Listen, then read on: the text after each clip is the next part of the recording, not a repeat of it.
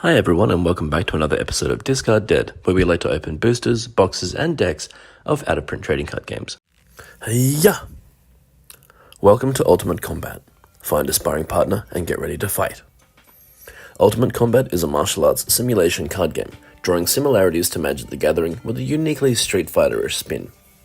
Develop the foundations of your training and master your techniques, putting your all into your fight, using techniques from a span of martial arts disciplines, drawing also from psychic and mental influences to gain the upper hand to victory.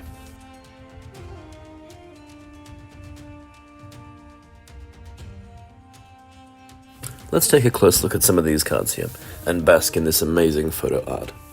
So there are 7 different types of cards: foundations, techniques, movements, advantages, actions, environments, and equipment, which are further broken down into armor, weapons, and talisman subtypes. Foundations are literally the foundation of your fighting prowess. There are 4 different types of foundations for combat: conditioning, experience, fighting spirit, and knowledge. Foundations are played during the build step, only 1 per turn, and when they are used, they are flipped face down to provide 1 power point of that foundation type. Techniques are your attacks and blocks that will either deliver punishing damage or prevent defeat at your opponent's hands. The first number is the base damage if used to attack, while the second number shows how much protection it provides if used to block. You may only have up to 4 techniques on your mat at any time, and 1 must be discarded should you wish to play another. Once a technique card is used, it is discarded. An exception to this is through the use of the favorite technique action card, which allows you to pick a technique card and keep it in play. Movement cards determine which way you are moving during the match, essentially allowing you the opportunity to find a weak point in your opponent's defense. In martial arts, fighters are constantly moving around light on their feet to find a way to get the upper hand on their opponent. Almost every technique is stronger when you are moving in a certain direction, even more so if you're moving in the same direction as your opponent. You move on your left while they move on their right, for example. Advantages such as speed, strength, and combination cards are only played from your hand to directly affect an attack or block during a player's activity phase. If a counter card is played to block an attack, there's a chance the block may damage the attacker instead if the defense is higher than the attack. Additionally, using a combination advantage card is the only way multiple attacks can be made in a single turn. Actions are played during the activity phase for an immediate effect and are then discarded unless it says differently on the card. Psychic Block and Ukemi, for example, state that they stay on the board for a certain amount of time. Normally, actions can only be played by the active player, although some cards state they can be used during anyone's turn, such as Valerie's Sidestep, for example. Environments provide temporary but debilitating effects that can considerably hamper a fighter's ability by blocking or reducing foundations or certain techniques. There are 3 different types of equipment cards: armor, weapons, and talismans. Armor is useful for providing lasting defense bonuses, but you can only have 1 of each at a time. Weapons and their uses are incredibly rare, but incredibly powerful offensive and defensive tools, mainly because they can be used multiple times. Using them works the same way as a technique, however, they do have some limitations and drawbacks.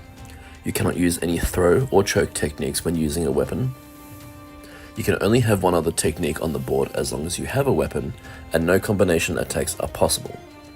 Further, after an activity phase where a weapon was used, the players play rock, paper, scissors. If the card's controller loses, the weapon is broken and must be discarded. If they win, they put 2 tokens on the weapon. A single token may be removed during the recovery phase, and when it has no tokens left, it can be used again. Talismans have many positive effects, but like armor, you may only have 1 of each type at a time. A card's cost is how much of each type of power point is required to play it. For example, to play the Banana Peel Advantage card, you will need to have at least 4 ready foundation cards, 1 knowledge, 1 conditioning, and an additional 2 of any type. If a card has X in its cost, it means you can pay any amount of power points for a ranged effect. Speed X has a cost of X, with attack and defense of X. If you pay 6 power points, all printed instances of X on that card become 6, meaning it could deal an additional 6 points of damage if used with an attack.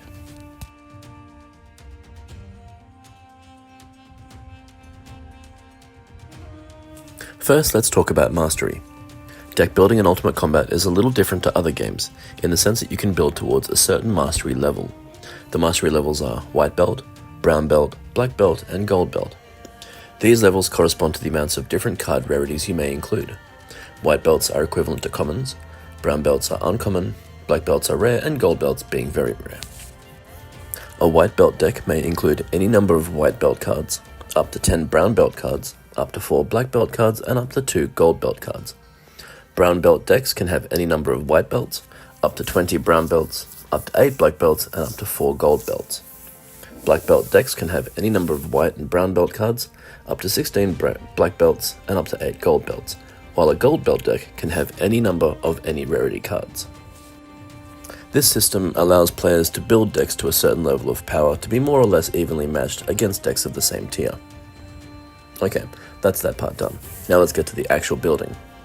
You must have at least 50 cards in your deck, with no more than 4 copies of any single card and no more than 1 of any restricted card. That is, you can only have 1 card with the restricted icon on it. It's a good idea to include a good number of technique cards, as you will not be able to win otherwise. It is also wise to include a solid number of foundation cards so that you shouldn't be stuck unable to play anything at all. Would you prefer to play a lot of sneaky actions to diminish your opponent, or healing or damaging actions? Are you interested in using a lot of powerful techniques coupled with movement cards to maximize their strength? A majority of cards have mixed costs, so making a single foundation type deck is not really feasible. Out of 50 cards, you could include 13 to 16 foundations, 15 to 18 techniques, 4 to 7 actions, and a few movements, advantages, and equipment cards.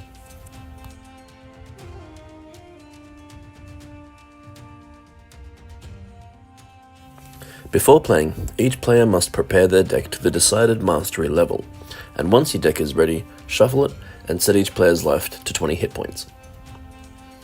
Your shuffle deck is placed here, with any discarded cards here. Above them is where your in-play environment and movement cards are placed. Next to that, your actions are placed into this section, with technique, weapon, and armor cards above. Next to that, this is where your foundations are placed, and talismans next to that as well. Between each player's mat is the combat zone, where attacks and blocks are resolved. Finally, determine who will start first by Janken Pon, or rock, paper, scissors, and then each player draws 10 cards.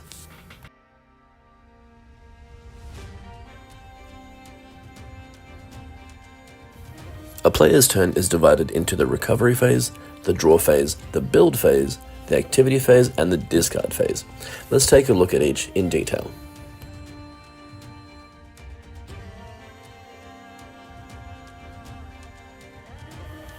Any of your drained face-down cards are now flipped face-up.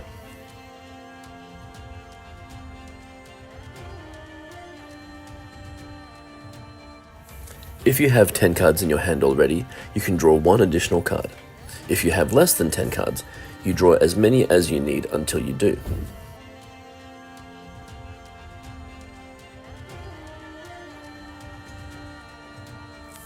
During the build phase, you can do one of 2 things. You may either play a single foundation card from your hand, or you may discard any number of cards from your hand and draw that many cards from your deck. Again, only once per turn.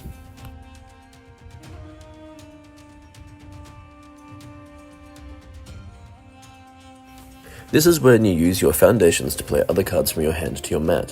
When playing a non-foundation card from your hand, make sure you have the appropriate foundations that are ready. The more you have, the more you can play. If you had any techniques in play from a previous turn, you can ready them now. You may then play actions, which are then resolved and discarded. You can play environments, movements, equipment, and techniques. If you play a technique card, play it facing your opponent to show that it's not available until your next turn. Be advised, none of these cards may be played when resolving an attack. Only advantage cards can be played during attacks. We'll discuss combat in the next section.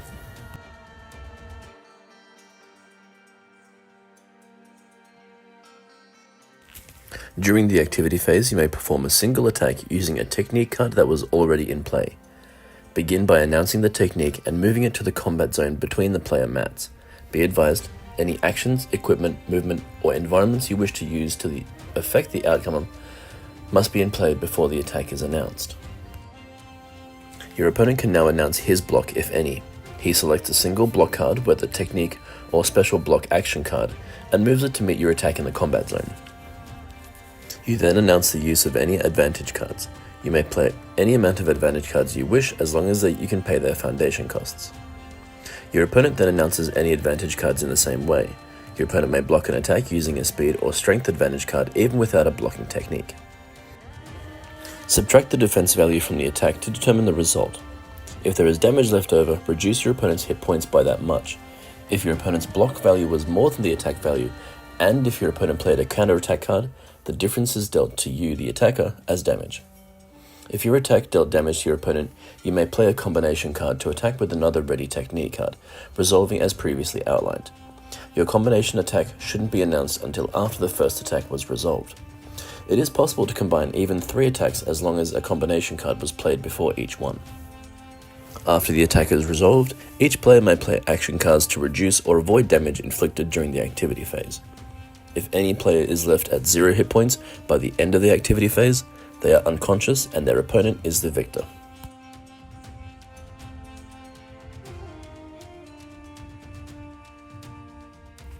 Finally, if you have more than 10 cards in your hand, you must discard until you have 10. If you have less than 10 cards, you may not discard any.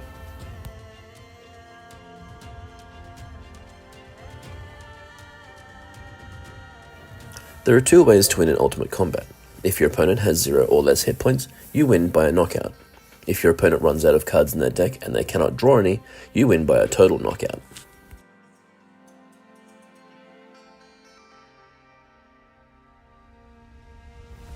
Hey guys, that's it for Ultimate Combat. Look, I've enjoyed everything I've done about this game. Opening products, making this video, remembering the musty smell of the cards, and of course the amazing photo artwork. As soon as I got my hands on this game, I wanted to get back into card altering and paint some Street Fighter characters on some of these. Well, maybe I will later. I don't know. Anyway, thanks for sticking around. Please like and subscribe, and I'll see you all again in the next video. Bye.